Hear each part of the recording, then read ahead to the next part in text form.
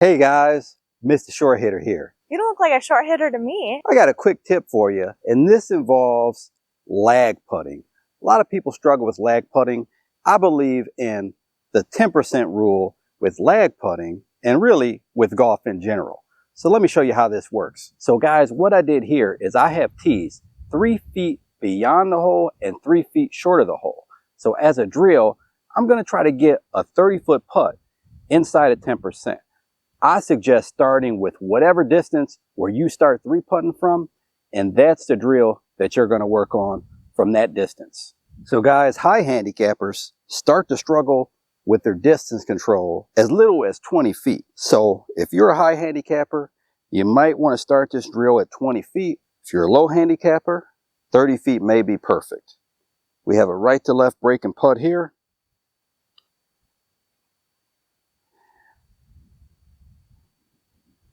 And essentially, as long as we can get it inside of those tees,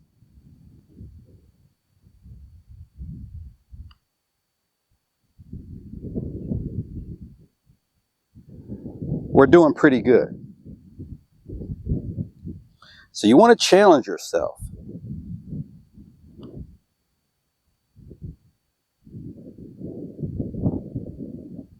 Give yourself some breaking putts, some uphill putts, some downhill putts.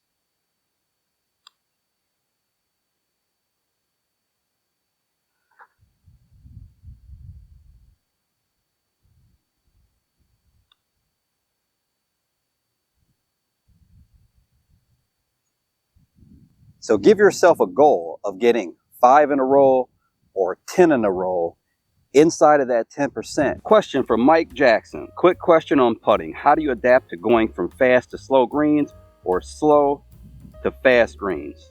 And I told Mike, this was 12 hours ago. That's a great question. Video coming soon. And Daniel Owen also replied, most practice greens are not indicative of what's on the course. A good point Daniel made about practice greens not being the same as on course greens.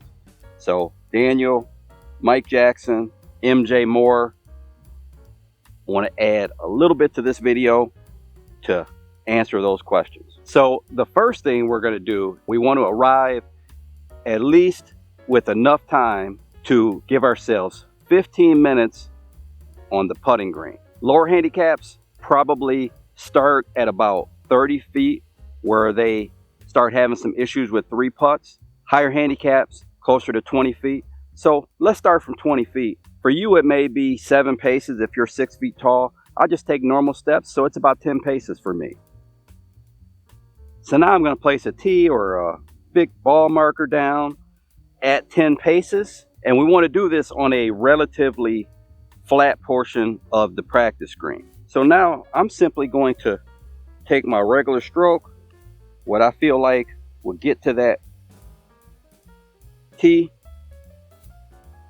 We want to make sure we take a couple looks at it so we can really get in our mind how far that tee or ball marker is.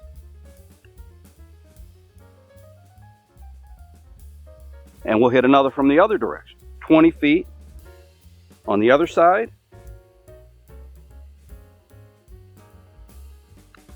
Take what I think is the same stroke.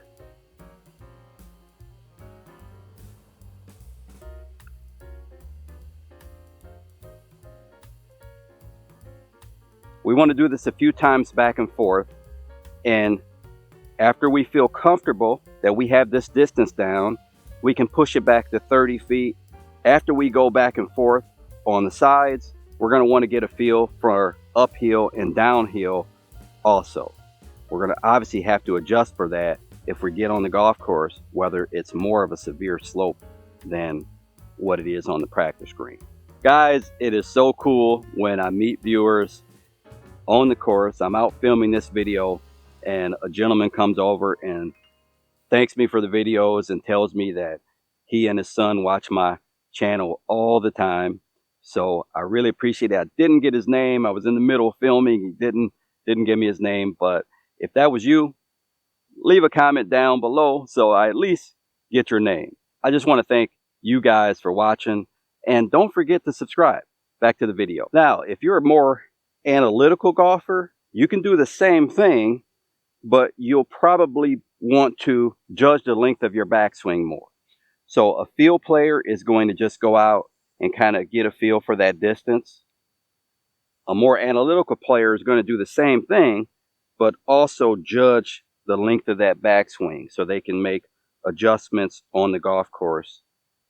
So like I know here, this 20-foot putt, my backswing is going to be just a little bit past that right foot with this speed green.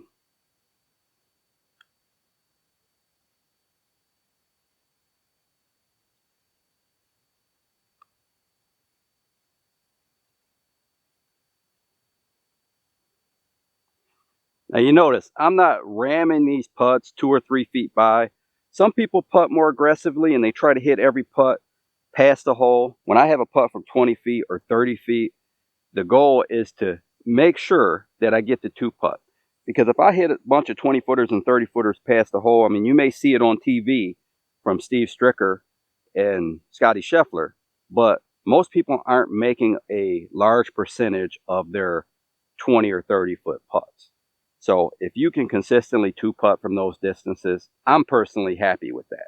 Now, the next step is where I would hit some longer putts, longer than 30 feet. I would try to hit balls and lag them as close to the fringe as possible without touching the fringe to get a feel for distance. Take 2 balls, and I'll just put the balls in different paces. And now I can go hit this ball, try to get it close to that fringe as possible without touching it.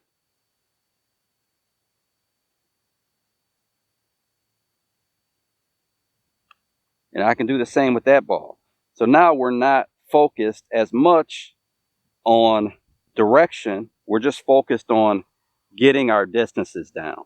And that'll get you a real good feel on the longer putts. Now, when we get on the golf course, we need to pay attention when we walk on the greens. Are the greens softer? Do they feel spongy? Are they greener than the practice green? Because those are some indications that when you get on the course, the greens are going to play a little slower. Maybe they've watered the greens on the course. They didn't water the practice green. Just the opposite. If they're more firm, if they dried out, if they're brown, then that's an indication that they may be quicker than the practice green you were putting on. And lastly, we need to pay attention to all the putts on the green. So if our playing partners are hitting putts, how are those putts rolling out? Sometimes it's hard to tell from someone's stroke how hard they hit the ball, but if we watch the roll, sometimes we can see that ball rolled out a lot further than we thought it would. So pay attention to the other players in your group when they hit their putts. Now, of course, every individual is different, but a rule of thumb that I have is if you're putting on fast greens, you want to really think about dying the ball in the hole. If you're putting on slow greens, you could be a little bit more aggressive. I don't believe in being super aggressive on uphill putts. If you're too aggressive on a long uphill putt, now you just left yourself a slick 3 or 4 footer coming down the hill. And of course, on all greens, especially when you're lagging, you want to make sure to play extra break, because we want to allow the gravity to help us move the ball down towards the hole versus the ball moving away from us when it misses the hole. All right, guys, I hope you enjoyed the video, and leave down in the comment section if this video helped you and any other tips that you think you want to see on the channel. To see another video I did last summer on lag putting, click the video to my right, and if you like the video, like, comment, subscribe. Until next time, Mr. Short Hitter, out. 5 holes to go, just play 13.